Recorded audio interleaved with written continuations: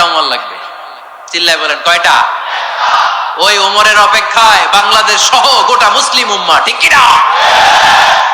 একটা ওমরই যথেষ্ট। আমাদের সেন্ট্রাল লিডারশিপ নাই তো, আমাদেরকে এদিকে লাথি মারলে আমরা ওইদিকে যাই, ওদিক থেকে গুতা মারলে আমরা এদিকে যাই।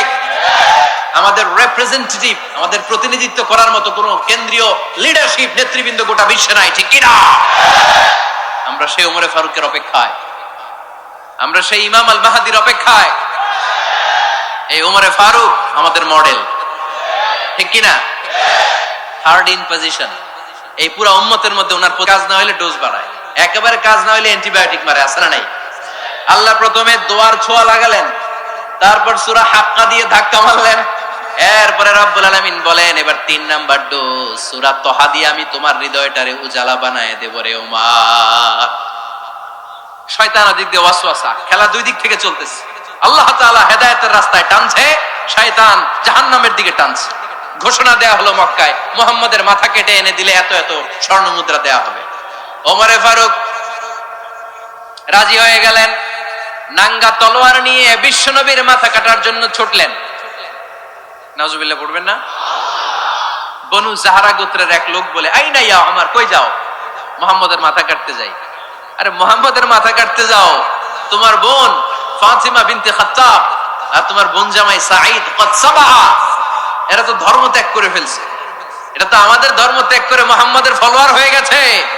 আগে ওমর ঘর সামলাও, পরে মুহাম্মাদের মাথা কাটতে যেও। ওমরে ফারুক অবাক হয়ে গেলেন, তলোয়ার নিয়ে বিশ্বনবীর দিকে না যে নিজের বাড়ির দিকে চলে গেলেন। বিশ্বনবীর আপন বোন ফাতিমা বিনতে খাত্তাব, বোন জামাই সাঈদ আর খাব্বাব রাদিয়াল্লাহু তাআলা আনহু তিনজন মিলে সূরা তহা তেলাওয়াত করছিলেন। পড়েন সুবহানাল্লাহ। মক্কায় লুকিয়ে লুকিয়ে দাওয়াত হতো। খাব্বাব রাদিয়াল্লাহু তাআলা আনহু একটা চামড়ার ফলকের মধ্যে সূরা তহার কয়েকটা আয়াত এনে ওমরে ফারুকের বোন আর বোন জামাইকে শিক্ষা দিচ্ছে, ট্রেনিং দিচ্ছে। সুবহানাল্লাহ পড়েন। লুকিয়ে লুকিয়ে ওমরে ফারুক যখন ঘরে চলে আসলেন, এরা তটস্থ হয়ে গেল। সাইয়েদনা খাব্বাব বিছানার তলায় লুকিয়ে গেলেন।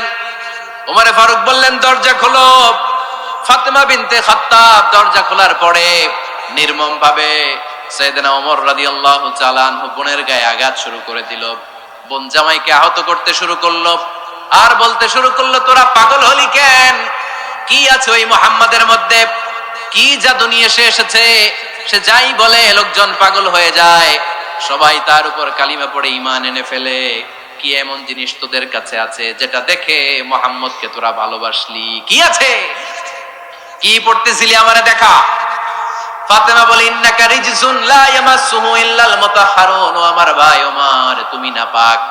তুমি কি? লা ইয়ামাসসুহু ইল্লাল মুতাহহারুন, পবিত্রতা অর্জন না করে এই কোরআন ধরা যায় না। সুবহানাল্লাহ পড়েন। ওমরে ফারুক গোসল করে আসলেন, কারণ ধাক্কা তো আগে কয়েকটা খাইছে। কথা বুঝেন নাই বোধহয়? প্রথমে দোয়ার ধাক্কা, পরে কোন সূরা দিয়ে ধাক্কা? হাক্কা দিয়ে ধাক্কা। 3 নম্বরে এখন আরেকটা ধাক্কা খাবে। গোসল করে আসলেন। ফাতিমা বিনতে খাত্তাব বললেন, গোসল যখন করে এসেছেন, এই নেন। ওমরে ফারুক এবার চামড়ার কাপড়ের মধ্যে সূরা তহার প্রথম আয়াতের দিকে নজর করলেন।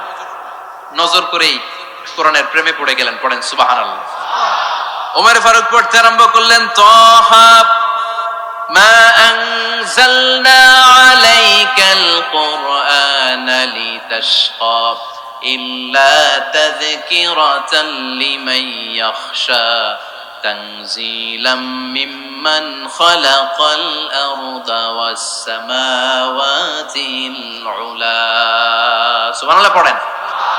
উনি পড়তে আরম্ভ করলেন, তহা মা আনজালনা আলাইকাল কুরআনা লিতাশকা, এই কোরআনকে আমি তোমাদের হতভাগ্য জাতি হিসেবে দুনিয়ায় থাকার জন্য পাঠাই নাই। এটা রব্বুল আলামিনের পক্ষ থেকে এসেছে। যারা রবকে ভয় করে তাদের জন্য আছে উপদেশ। যিনি আকাশ বানিয়েছেন, জমিন বানিয়েছেন, ওই আল্লাহ তাআলা নিজেই এই কোরআন পাঠিয়েছেন।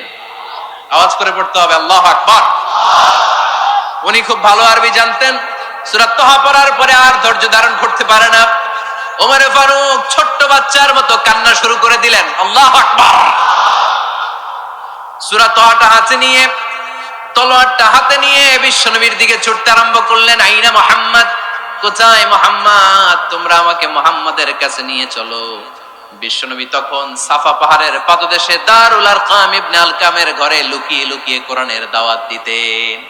ওমরে ফারুককে পাগলের মতো ছুটে আসতে দেখে বিশ্বনবীর চাচা হামজা ইবনে আব্দুল মুত্তালিব বলল, নবী আপনি পালান, ওই যে খাত্তাবের বেটা ওমর আপনাকে অপমান করার জন্য, আক্রমণ করার জন্য তেড়ে এসেছে।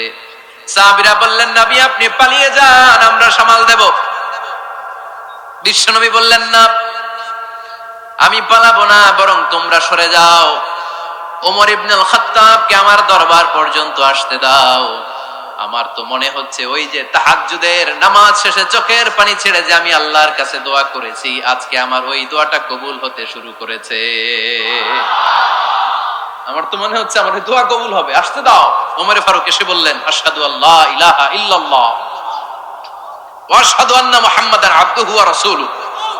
আমি সাক্ষ্য দিলাম আল্লাহ ছাড়া কোনো ইলাহা নাই, নিশ্চয়ই আপনি আল্লাহর প্রেরিত বান্দা এবং রাসূল। পড়েন সুবহানাল্লাহ।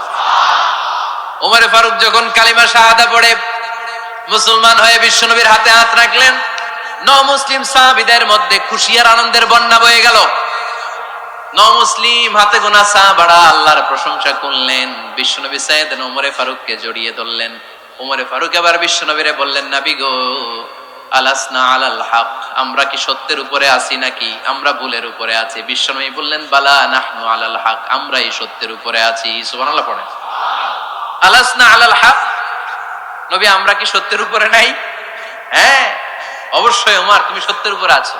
ওমর ফারুক বললেন, তাহলে ফাফিমাল ইখতিফা, তাহলে লুকায় লুকায় আর দাওয়াত দেব কেন? আমি তো কালিমা পড়ে ফেলছি, আসেন আমার সাথে বের হই। ফাফিমাল ইখতিফা, আর লুকায় লুকায় কেন? আসেন আমরা বাইরে বের হই। বিশ্বনবী বললেন, ওমর এটা মাক্কি জীবন, এখানে আমরা একটু গোপনে গোপনে দাওয়াত দিতে চাই। ওমরে ফারুক বলে, না, আমার দায়িত্ব, আমি একটা মিছিল দিতে চাই নবী। আল্লাহর নামের তাকবীর দিতে দিতে দারুল আরকাম থেকে শুরু করে মসজিদুল হারাম পর্যন্ত একটা মিছিল দিয়ে আমি মক্কা কাঁপাইয়া দেব। অনুমতি দেন। বিশ্বনবী দিতে চান।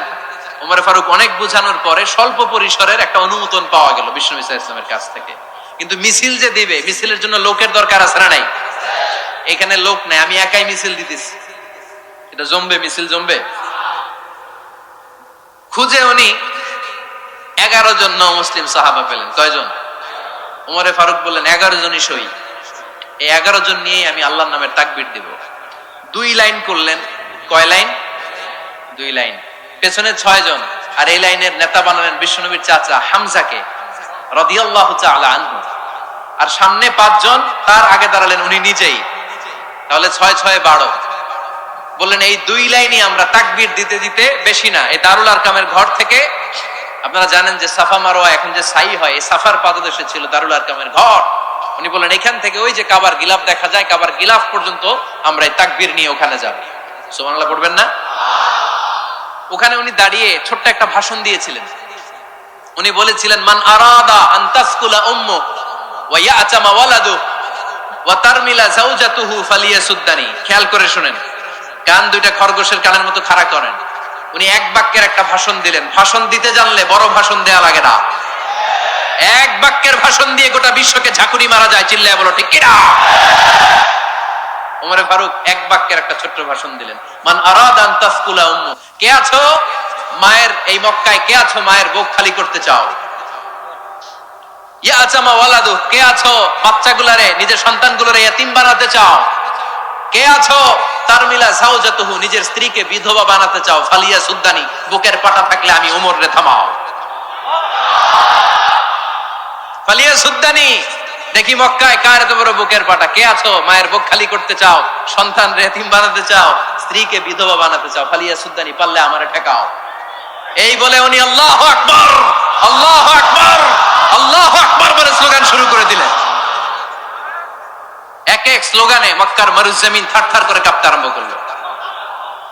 এই মিছিল মক্কার কেউ দেয় না।